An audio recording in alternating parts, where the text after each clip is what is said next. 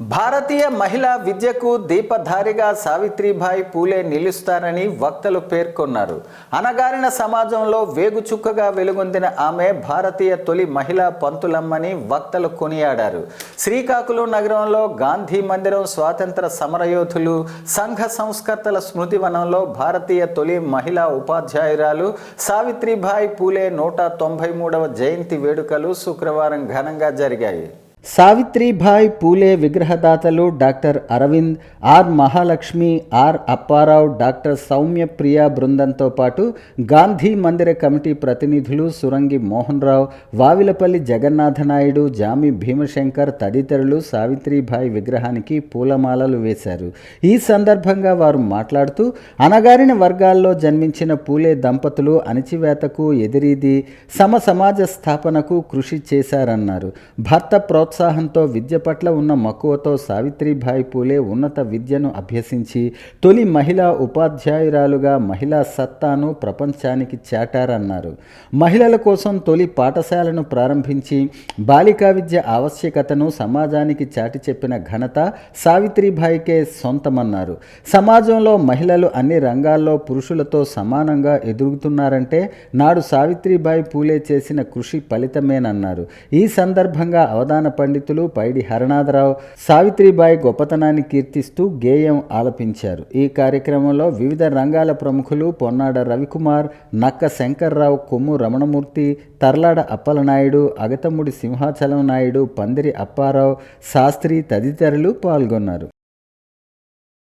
శ్రీ జ్యోతిరావు గోవిందరావు పూలే సతీమణి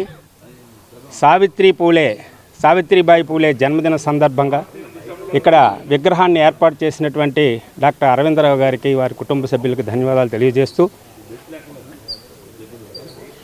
సావిత్రిబాయి పూలే జ్యోతిరావు పూలే గారిని వారి యొక్క వివాహం బాల్యంలో జరిగింది.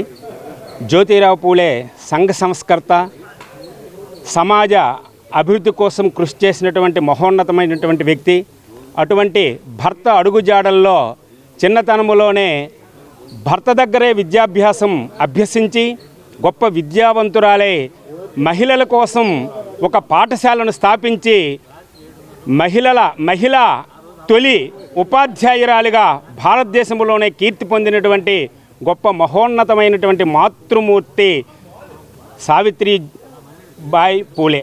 మహిళల కోసం ఒక పాఠశాలని స్థాపించి బాలికల పాఠశాల ద్వారా బాలికలకు విద్య గడపాలి అన్నటువంటి ఆలోచన చేయటం, అలాగే బాల్య వివాహాలు లాంటి సాంఘిక దురాచారాలని పారద్రోలడానికి ఒక ఉద్యమ నేతగా ఆమె నిలబడడం, అలాగే అనేకమైనటువంటి దురాచారాలు ఎన్నో ప్రబలినటువంటి ఆనాటి వ్యవస్థలో ఆమె అతి చిన్న వయస్సులోనే 18 ఏళ్ల వయస్సు నుంచే మహిళా ఉద్యమాన్ని నడిపినటువంటి వ్యక్తిగా చరిత్రలో భారతావనిలో చరిత్ర పుటలకెక్కారు ఆమె.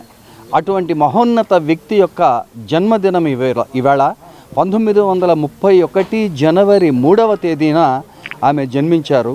జన్మించినది అతి సాధారణ కుటుంబంలో జన్మించినప్పటికీ అక్షరాలు దగ్గర నుంచి ప్రారంభం నుంచి ఆయన బడిలో చదవకపోయినా భర్త దగ్గర చదువుకొని భర్త యొక్క ప్రేరణతో ఉద్యమ నేతగా ఎదిగినటువంటి మహోన్నతురాలు ఆమె.